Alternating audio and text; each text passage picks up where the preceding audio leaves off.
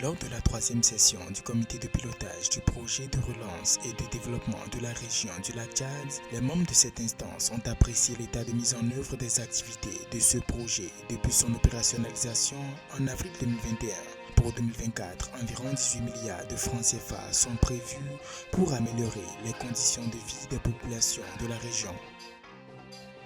En 2022, les échanges commerciaux entre le Cameroun et la Tunisie ont atteint 23 milliards de francs CFA, équivalent à une hausse de 25% au cours des 2 précédentes années. L'information a été révélée le 6 février 2024 par l'ambassadeur de Tunisie, Karim Ben Bécher, en fin de séjour au Cameroun.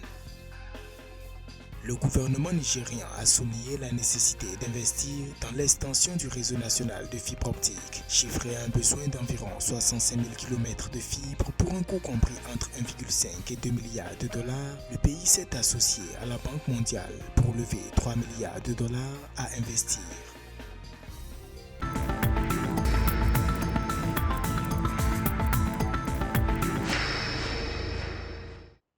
La Banque mondiale a annoncé une enveloppe de 18 milliards de francs CFA pour renforcer les moyens de subsistance des régions du lac Tchad, notamment dans le département du Logone et Chari, à l'extrême nord du Cameroun. Initié depuis janvier 2021, ce projet de relance et de développement, dénommé PROLAC, avait atteint pour l'exercice 2023 un taux de réalisation estimé à environ 7 milliards de francs CFA. La vie de plus d'1 million de personnes est hypothéquée par le tarissement de l'eau du lac Tchad.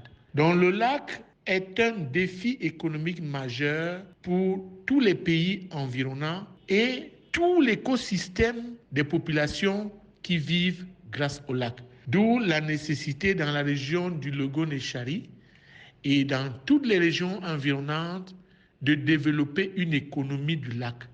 D'un budget de 18 milliards de francs CFA issus de contributions du gouvernement camerounais et de la Banque mondiale, le PROLAC pour l'exercice 2024 sera affecté à la mobilité rurale et aux infrastructures par la création des routes pour faciliter la circulation des personnes et des biens. Les projets 2022 exécutés à 60% ont profité à 80 000 bénéficiaires directs, 300 000 bénéficiaires indirects et 10 communes. Le véritable défi, c'est une économie du lac, c'est-à-dire une économie qui prenne en compte le développement des ressources produites du fait des métiers qui dépendent du lac.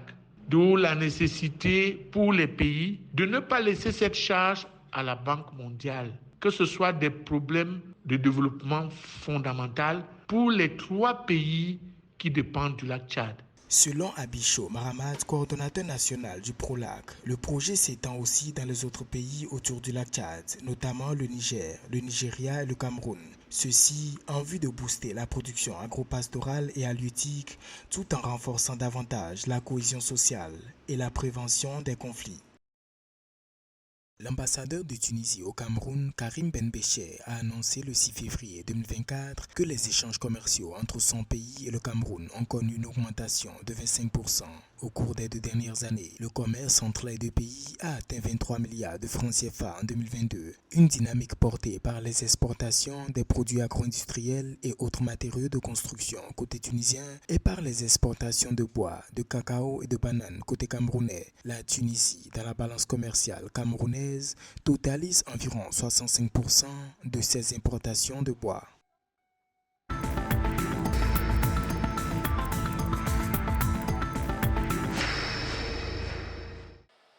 En vue de transformer son secteur numérique, le Nigeria prévoit d'investir 3 milliards de dollars dans la fibre optique to Africa. Le gouvernement fédéral du Nigeria s'est associé à la Banque mondiale afin de lever ses fonds, selon le ministère des Communications, de l'Innovation et de l'Économie numérique, lors d'une rencontre avec les parties prenantes à Abuja le mardi 13 février. Cette collaboration prévoit un fonds national pour le haut débit numérique visant à déployer environ 95 000 km de câbles à fibre optique en partenariat avec le secteur privé.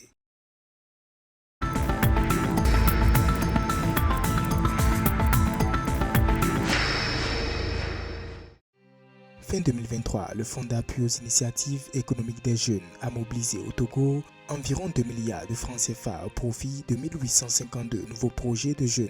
L'information a été rendue par la ministre de tutelle Myriam Dossou-Dalmeda, chargée du développement à la base et de l'emploi des jeunes, lors d'une rencontre d'échange avec les bénéficiaires des produits du fonds. Le thème de cette dernière, l'entrepreneuriat et l'innovation durable, vise à mieux répondre aux actuelles problématiques de la jeunesse togolaise et africaine.